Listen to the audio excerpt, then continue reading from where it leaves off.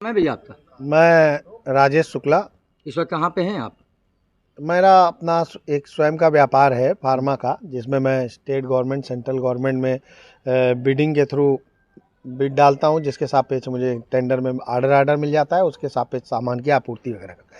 Same यही पकड़ यहाँ कानपुर नगर का भी है। मेरे द्वारा माल आपूर्ति किया गया। माल आपूर्ति के 80% माल आपूर्ति हो चुका था तत्कालीन सीएमओ के जाने से पहले। उसी के पश्चात 20% की आपूर्ति रह गई थी। उसके पश्चात नए सीएमओ का आगमन होता है, डॉक्टर हरिदत्त नेमी का, सीएमओ मुख्य चिकित्सा अधिकारी, नए मुख्य चिकित्सा अधिकारी का।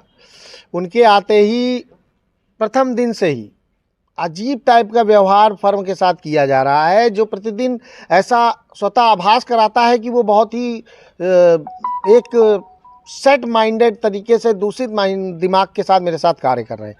उनके द्वारा जांच करी गई, क्योंकि 3 जांचें करी गई, 3 में केवल 1 जांच का मुझको ब्यौरा दिया गया, वो भी मुझको मिला नहीं है। पर उसके सापेक्ष उन्होंने मुझे एक लेटर जारी किया। एक इससे पहले भी एक लेटर जारी किया था उन्होंने, जिसमें उन्होंने मात्र 2 दिन का समय दिया था। उस पर मैंने उनसे कुछ आपत्तियां मांगी। उनका आपत्तियों का कोई जवाब उन्होंने मुझको नहीं दिया, बशर्ते उन्होंने आज दिनांक 4/2/25 को एक लेटर मुझको सुबह 10:30-11 बजे के करीब मेल से प्राप्त हुआ। तो मैं उसी के सापेक्ष तुरंत कार्यालय आया, और इस लेटर का जो मजमूम है वो ये है कि इन्होंने मेरे द्वारा की गई जांच में कुछ सामानों पे आपत्तियां जताई हैं, जिस पे इनको शिकायत है कि मुझे आपके कुछ सामानों पे आपत्ति है, आप जाइए कार्यालय में केंद्रीय औषधि भंडार में संपर्क करके उनकी जांच आख्या ले लें। अब आप चाहते क्या हैं? मैं चाहता हूं कि मेरे द्वारा कार्यालय में 11 बजे ही उपस्थित हो गया। मेरे द्वारा यहाँ पे chief pharmacist Vijay Singh, SMO store doctor RP Mishra, जिनके साथ मेरा मुलाकात हुई, मैंने उनसे कहा कि सीएमओ साहब द्वारा ऐसा पत्र प्राप्त हुआ है, मुझे वो सामान की का ब्यौरावार उल्लेख करिए, मुझे बताइए कि क्या आपत्ति है आपकी। तो वो कह रहे हैं कि मेरे पास कोई जांच रिपोर्ट नहीं है। बताइए, जिस व्यक्ति ने जांच करी वो कह रहा है जांच रिपोर्ट नहीं है।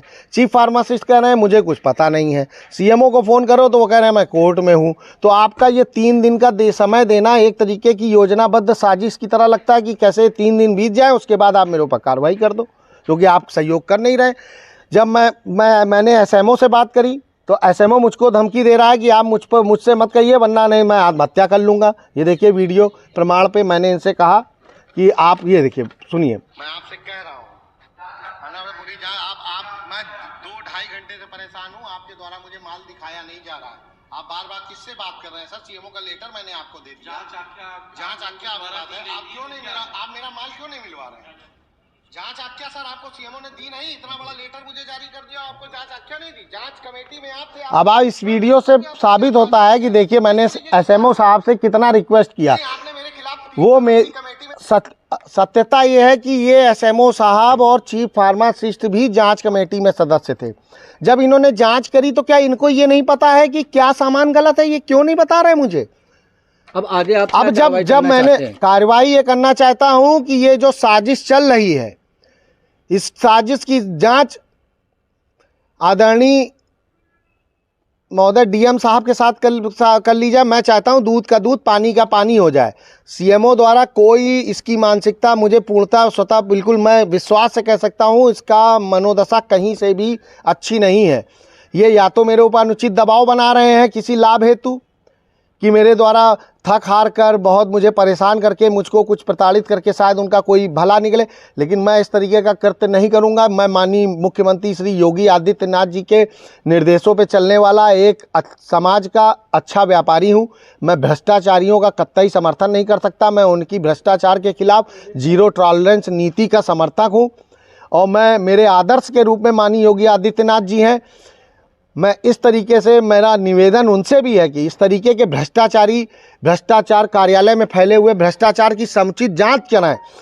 अगर मेरे में भी कोई कमी है तो मुझे भी ना छोड़ें, अगर उनमें कोई कमी है तो कृपया उन्हें भी ना छोड़ें। मैं खड़ा हूं, मुझे मेरी कमी बताओ, कोई नहीं बताई जा रही है। साजिश पूर्णतया साबित होती है कि पूरा कार्यालय किस तरीके से एक गैंग बना के मुझको प्रताड़ित कर रहा है।